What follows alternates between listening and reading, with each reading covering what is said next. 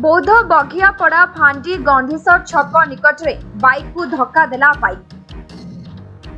घटनास्थल में बाप झील मृत या 7 जन आहत होइतबा लोकन को बौद्ध मुख्य चिकित्सालय रे भर्ती करा जायछि।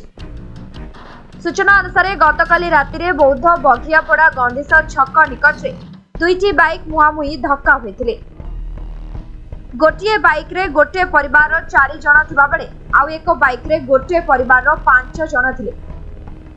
चरियापाली गाँव गजेन्द्र मल्लिक परिवार 3 झियो और बापा गजेन्द्र मल्लिक और मां पुष्पांजलि मल्लिक किछि काम पई बघियापड़ारू घर को फेरुतबा समय रे सामनारू आसुतबा एक बाइक सह धक्का होइतिला।